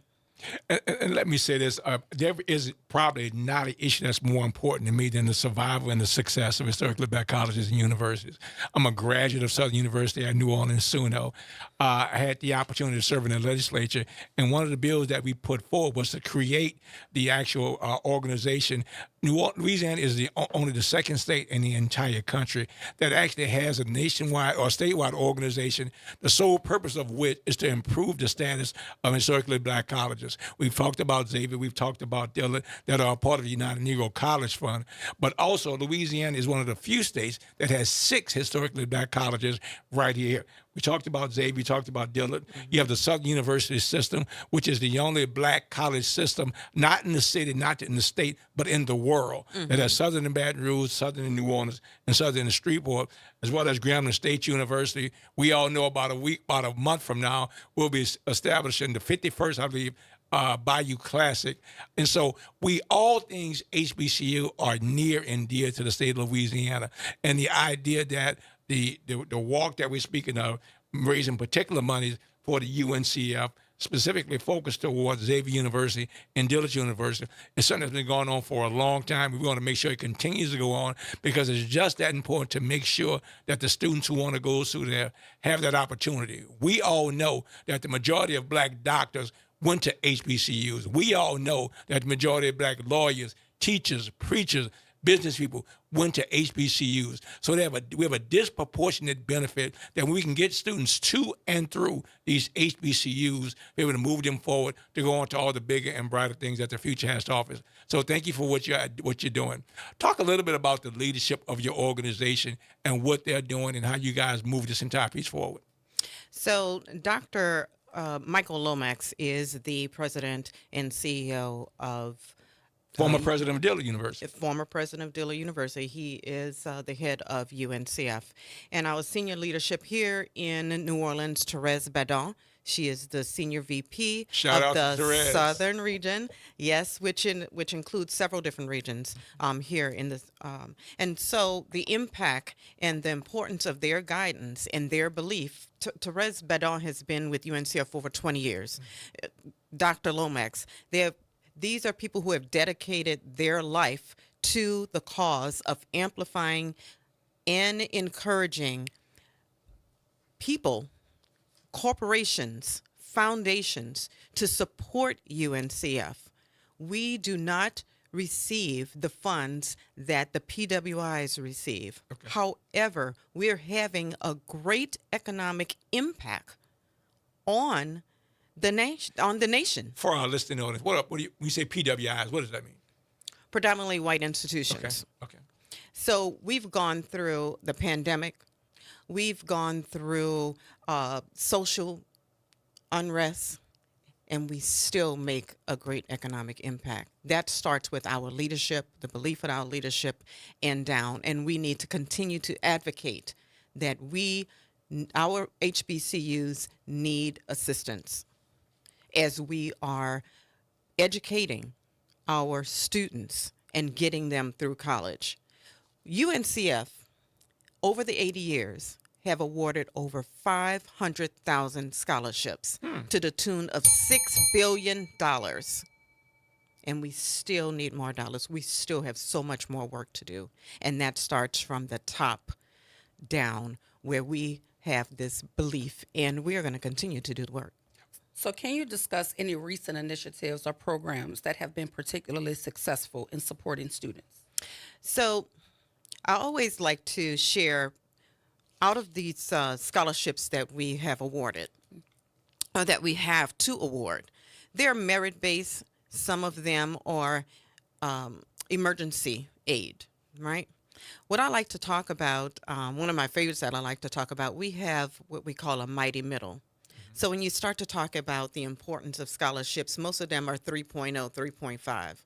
We have a 2.5 scholarship because students, the determination, the excellence that they provide, the persistence. Yes. So we have what we call our Mighty Middle Scholarships. I encourage all students to go to uncf.org/scholarships. The portal is open all year long. We just need you to go in. You can do a filter.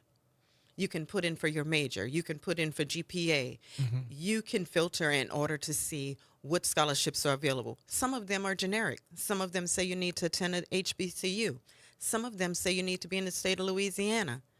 Others, there is no criteria as far as any certain demographic.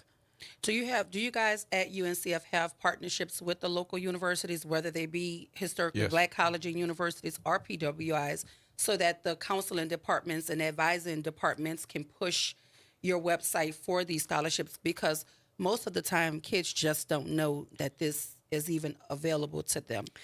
Not only do we have it with the university, we have it with our churches. We have the New Orleans Pastors Alliance that was just formed, head by Bishop Lester Love, a City of Love.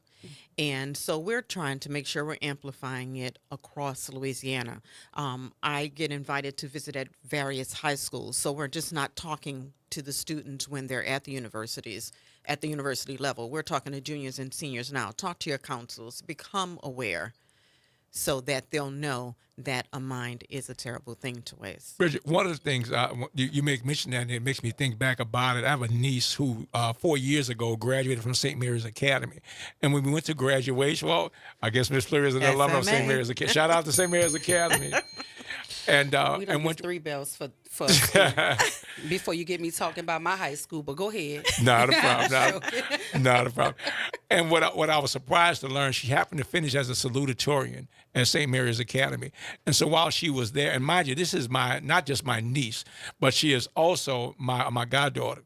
And they made the announcement that there was a partnership between Xavier University and the United Negro College Fund, so that, and not just at St. Mary's, but I knew also at St. Aug and all of the Catholic schools throughout the entire city of New Orleans, that if you finished near the top of your class, you were automatically admitted and given a full ride to Xavier University. This past May, she graduated from Xavier University with 0 debt. That's a shout out. That's 0 a shout debt. out. So, I mean, that the opportunities and what you're doing at the United Negro College Fund with the many high schools in the city of New Orleans needs to, in fact, be commended and also amplified, so the parents and the students in school now know that there are, in fact, opportunities available to move forward. So before we let you go, we want to ask you about the message that you hope to convey to the community through the Walk for Education. The message that we want to convey is the importance of investing in a better future, for better futures for our students. You know, you guys have heard the slogan, "A mind is a terrible thing of waste," but it is a wonderful thing to invest in. And we need to continue to invest in our youth, in our young people, in our students, because they are our future leaders. And in what ways does the UNCF advocate for the importance of minority education and college readiness? One of the ways that we advocate for that, we have advocacy. We're there in D.C. We're here in New Orleans. We just platforms like yours. We come to make sure that we amplify and that people are aware, not just necessarily on these platforms, but we're in the community. This is a community event, the Walk for Education, and we're inviting everyone to come out and support. So the Walk for Education is taking place October 19, 2024, 7 a.m. to noon at the UNO Lakefront campus. You still have time to register at uncf.org/New Orleans Walk. You can walk, run, roll, or cycle. Bridget said you can even crawl if you have to. But we need you on the lakefront on October 19th, 7 to noon, UNO Lakefront campus. It is the 37th annual National UNCF Walk. And for those that cannot go online and register, you can show up the morning of 7 o'clock on-site registration. And let me say this. That's a good point. That's a good point to make, because not everybody is technologically savvy to even do that. Some of our older residents don't know how to navigate those systems. So if you want to join the walk and you have not registered online, you can actually show up at the walk, 7 a.m. on-site registration. And if you can't walk, run, roll, or crawl, just come join us at the field. There's going to be lots of Bring your food chair. activities. Bring your chair. DJs out there. We're going to have fun. And I was Come going on to say, out. don't just bring your chair, bring your check. Because we understand this is one of the two major fundraisers Thank that you guys have. And so that if you can't participate in any of the other ways that we talked about, if you just want to support the black colleges, if you want to support the UNCF, go online. How can someone go online if they just simply want to make a donation to support this effort? How would they do that? At the same website, uncf.org/New Orleans Walk. There is a donate and there's a register today. Hit that donate button if you can't. Hit that donate button. And for more information, Bridget can be contacted at Bridget, BRIDGET.Fleury, FLEURY, at UNCF.org. The contact number is 504-308-1350. And again, we are talking to Bridget Fleury. Listen, it's been wonderful talking to you about the UNCF. Bridget is the UNCF Area Development Director, and we talked all things National Walk for Education, students' education and development through scholarships, and other programs. And if you want to join the walk, it is taking place October 19th, 7 a.m. to noon on the UNO Lakefront campus. Thank you for being with us. We have more after the break, but we want to thank our guest, Bridget Fleury, UNCF Area Development Director, for joining us, and all of the members from the New Orleans Health Department. Stay with us. This is WBOK 1230 AM. What New Orleans is talking about, mine is a terrible thing in the ways.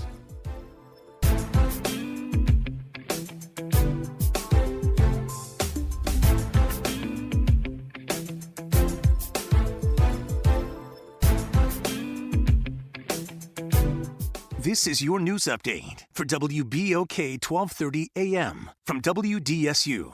For all your news and weather, watch WDSU News, New Orleans' leader in live, local, late-breaking news. Today at noon and 4 p.m. Another cold and windy day is expected.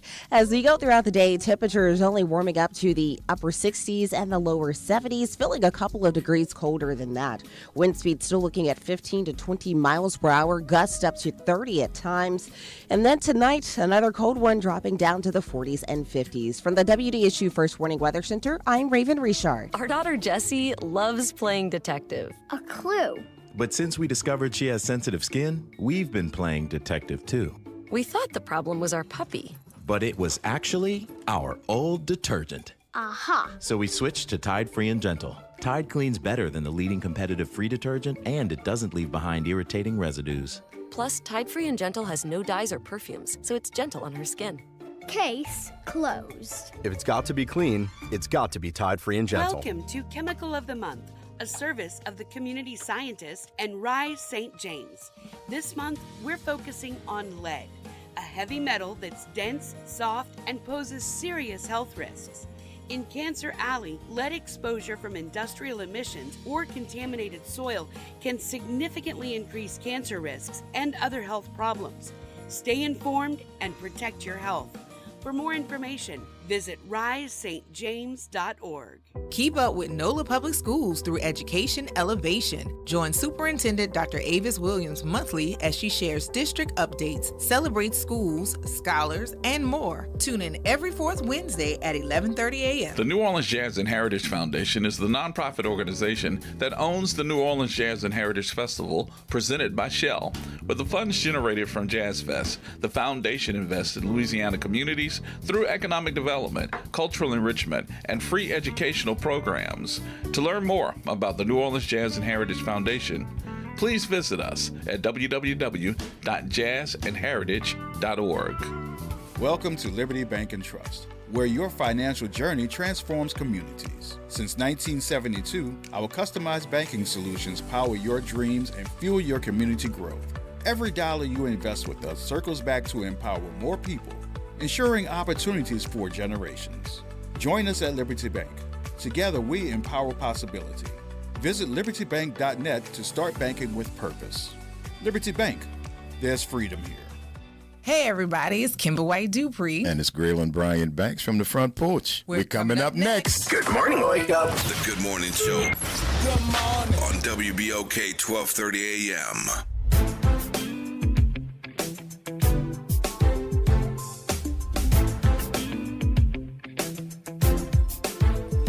Good morning and welcome back to the Good Morning Show. I am Dr. Ashanta Wyatt. My co-host this morning is none other than Senator Wesley Bishop. And Nyron is doing his thing behind the glass. Listen, I want to thank all of our guests this morning.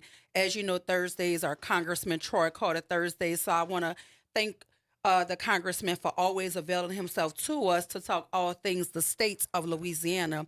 We also talked to members from the New Orleans Health Department, Daisy Ellis, who is the chronic disease policy analyst, Luke Felty, the food access specialist, and Deputy Director Jeannie Donovan. They were here talking to us about chronic health diseases, food insecurity, and World Food Day. And at the 8 o'clock hour, we talked to Bridget Fleury, the UNCF Area Development for the United Negro College Fund. She's the Area Development Director. She talked about the National Walk for Education, students' education and development through scholarships, and other programs. And as we were talking earlier about the ballot and what's on your ballot, we were also reminding you that the 2nd congressional seat is also on the ballot. It is now being held by Congressman Troy Carter. But as of May 2024, he had one challenger, and the guy's name is Devin Davis. But as of today, I don't know when the other folk joined the race, but as of today, he has 4 challengers. And the candidates vying for the 2nd congressional seat is the incumbent, Congressman Troy Carter. Carter has represented the 2nd congressional district since 2021. He was previously a state senator and New Orleans City Council member with Algiers at the heart of his district. He's been challenged by Devin Davis. He is listed as a Democrat. Davis is a lifelong New Orleanian, raised on the West Bank with deep family roots in St. John Parish. He has been an organizer for causes including reproductive rights, racial justice, voting rights, and housing justice. He's also being challenged by Republican Devin Lance Graham. Graham is the owner of an electrical service business and a commercial real estate broker in Ascension Parish. Christy Lynch, Republican. She's a lifelong resident of Algiers. She's a professor who has been active in the state and local Republican Party. And lastly, the congressman is being challenged by Chandrell Perilou, also Republican.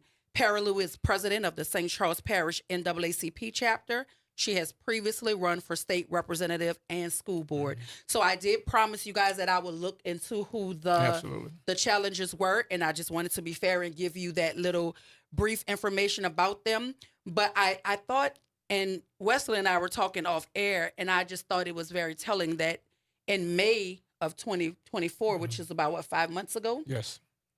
The congressman, he was only being challenged by Devin Davis. So in the last 5 months, a handful of other challengers have joined the race. So there are now 5 people vying for the 2nd congressional seat, which is currently held by Congressman Troy Carter. If I remember correctly, Doc, I think at the end of qualifying, was either in the latter part of July or the beginning of August, the very last day or so, the other 3 individuals got into the race, and they both the 3 of them happened to be Republicans.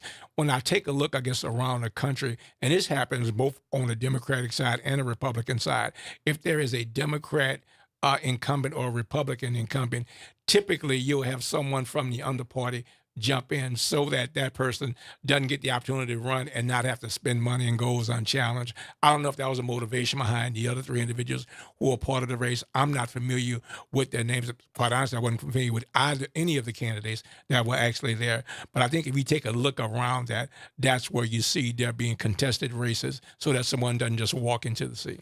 Well, I'm going to say this, and I'm going to continue to say it. But when I see people involving themselves in races whereby the person who currently holds the seat is doing what the seat entails them to do, then my question would be, what is your motivation for joining the race, and what do you think you bring to the table that you see as a gap or a deficit area that you can fill or improve in some way, shape, or form? And so I asked that question even in the district school board races. If the incumbent is doing the job on behalf of children and families, why do you then decide to jump in a race and challenge that person? That should always be top of the top question when you have people challenging for a seat. Because I understand if you're not happy with the incumbent. I understand if you believe that the incumbent isn't doing what you believe a school board or a congressman should be doing, but then part of your platform should be saying, how are you going to do things differently? Not only differently, but to improve the outcomes for the people who you're seeking to have elect you. Those are always my questions. So I would ask that to all 4 of the challengers in the 2nd congressional district race. What do you see as a gap area or a deficit area? And what it says here for the guy, Devin Davis, is he is a New Orleans political organizer. He plans to challenge U.S. Rep. Troy Carter for his congressional seat this fall. Devin, a Democrat, leads the political operations team for the advocacy group Voters Organized to Educate and aims to run to the left of Carter, also a Democrat, on social and political issues. Now, it says that, but it still doesn't tell me what he plans to do should he get enough votes to unseat the incumbent. I'm just curious about what his platform initiatives are. Would love to talk more about this, but you know where my focus is and will always be. I'm going to always begin and end talking about local elections. Early voting is October 18th through October 29th. Early voting starts tomorrow. And the hottest race on the ticket for me is the District 2 and District 4 school board races. And in those races, as you know, we have Gabriella Biro, Eric Jones, and Chan Tucker vying for the 2nd district seat, which represents Gentilly, New Orleans East, and the upper 9th Ward. In the District 4 seat, we have challenger Katrina Chantel Griffin. She considers herself a community activist, volunteer, and she's also a former nurse. She has challenged Dr. Donaldo Batiste for the 4th district seat, which covers Algiers and parts of the Marigny, Bywater, and French Quarter. And again, the incumbent has the seat. I want to know what anybody thinks that they are going to do differently or better to improve the academic outcomes of children if you want to unseat him. We have a caller, Ms. Jones, on line 1. Good morning. Welcome to the Good Morning Show. Good morning. Good morning to all. Quickly, this Davis guy is 27 years old, according to information, and he never held a public office. So there's no experience there. No, he hasn't. I think he's run for office before, but he's never run for office because it says Davis, who hails from Harvey, and said he first became involved in politics as a teenager when he volunteered for Barack Obama's re-election campaign, has only run for office once before. In March, he sought a seat on the Louisiana Democratic Party State Central Committee, losing to incumbent Senator Royce Duplessis of New Orleans. So no, he's not held any seats, and this is only his 2nd attempt at running for office. Right. So right now, through this cut all over this country, we need experience to stay. That's all I'm saying. Well, thank you so much, Ms. Jones. I appreciate your input, and thank you for your call. So You're listen, welcome. I think everybody needs to inform themselves on what is on your ballot. We try every morning here on the Good Morning Show to reiterate what's on the ballot, tell you about the importance of voting, tell you when the early voting dates are. Election day is November 5th. Anything can happen between now and November 5th. As Will Sutton said, one of his friends changed his party affiliation. Absolutely. He was going to vote with his new party for the first time, and Couldn't he do passed it. away before he got the opportunity to do so. So life be life, and y'all, and we need to make certain that we make every preparation to put ourselves in the voting booth this election season, because it is imperative that you lift your voice and vote. So please do not forget, and remember what the congressman said: vote down first and then go up, so that you do not forget how important those down ballot races are. Start at the bottom and work yourself up to the presidential selection and nominees. So listen, early voting is October 18th through October 29th. Election day is November 5th. We are 19 days out away from election day. 6 million people have already voted nationwide. There are people still on the fence. I don't know why they're on the fence, but they still on the fence. We need them to get off the fence and make a decision. We want to welcome you to stay with us for the Front Porch with Graylin and Kimber up next. We want to thank all of our guests, Congressman Troy Carter, members from the New Orleans Health Department, and Bridget Fleury from UNCF. We want to thank you for being our guest on the Good Morning Show. We're going to see y'all tomorrow. This is WBOK 1230 AM. What New Orleans is talking about. Have a good day.